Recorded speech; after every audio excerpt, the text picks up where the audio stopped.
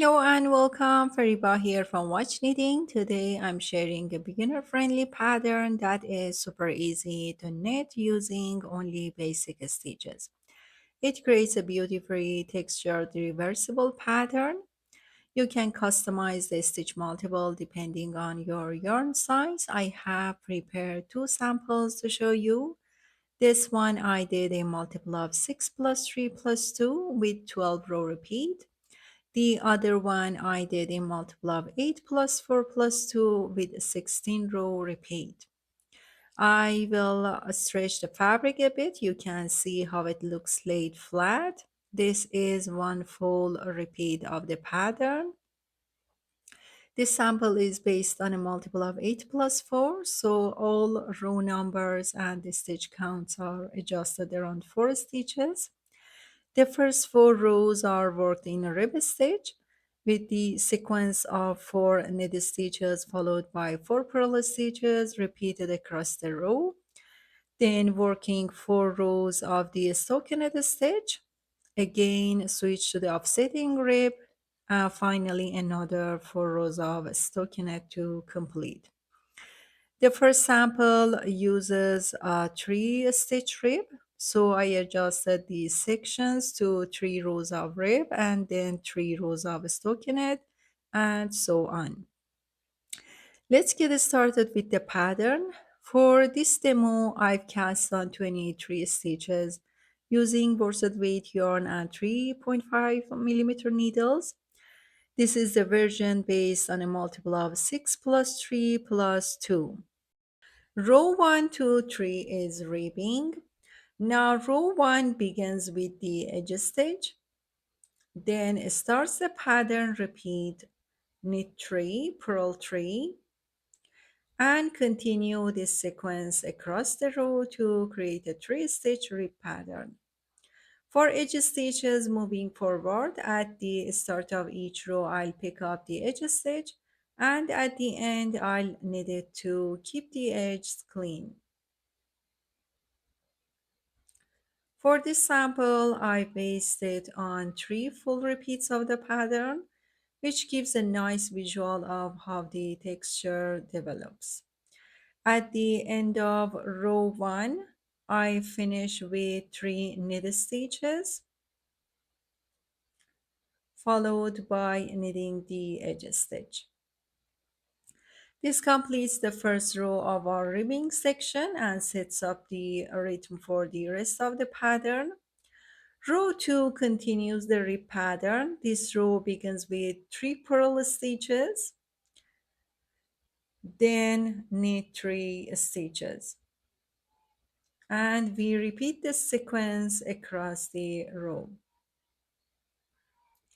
You will notice the texture is already beginning to form, creating a nice balanced rib. I end with 3 purl stitches and knit the edge stitch. Row 3 is still part of the ribbing section. The repeat is knit 3 purl 3, just like row 1. Since this is very straightforward rib, I like to fast forward through it. By now the rib pattern should feel familiar and easy to follow. Here I have to fix my stitch here. I end the row with 3 knit stitches and my edge stitch. Now row 4 to 6 are worked in a stockinette stitch.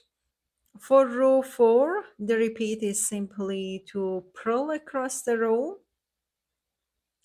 One trick I use to remember the pattern when switching to a stockinette, since it follows the rib section, is to look at the first 3 stitches, whether those first 3 stitches are purl or knit. That's the stitch you will follow for the entire row. I finished by knitting the edge stitch. For row 5, we continue in a stockinette, which means I will knit across the row.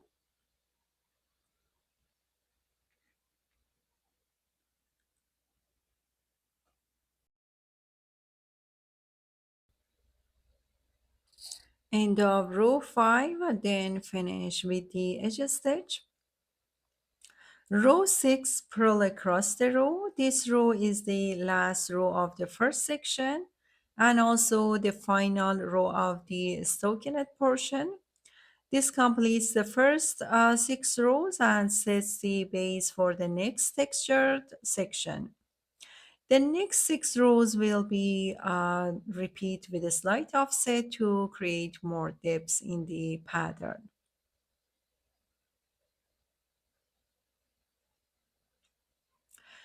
In the first rib section, we started the rib with knit 3 purl 3, but for row 7, we will begin the rib with purl 3, knit 3.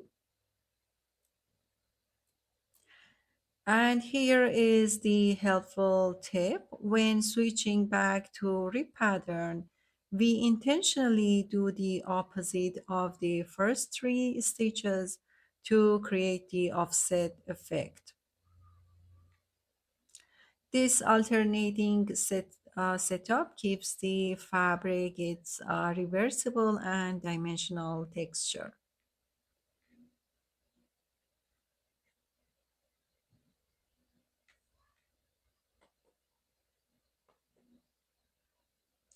Now end row 7 with 3 purl stitches and knit the edge stitch.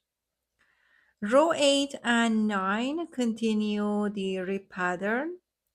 For row 8, the repeat is knit 3, purl 3 across the row. I will fast forward through this part.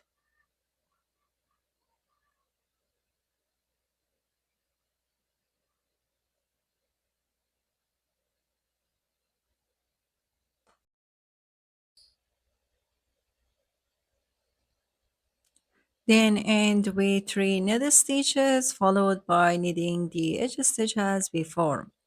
Row 9 continues the ribbing with a repeat of purl 3, knit 3,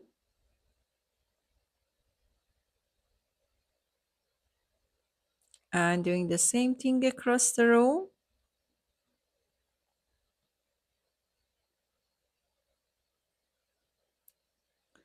I finish the row with 3 purl stitches and my edge stitch.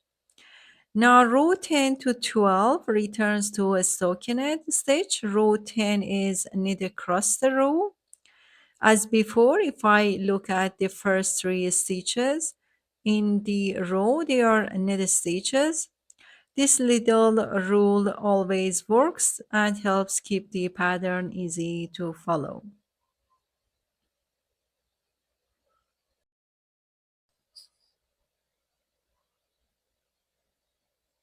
Row 11, purl across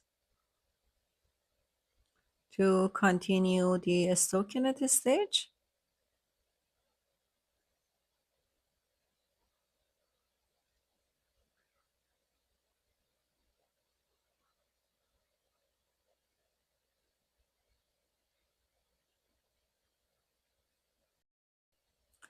Row 12 is knit across, marking the final row of the 12 row repeat.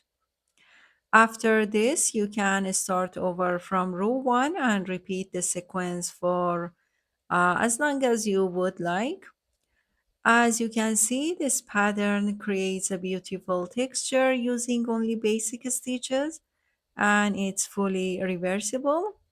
It's perfect not just for scarves or blankets, but also works beautifully as a textured panel in a skirt or even as a decorative border in your other knitting projects.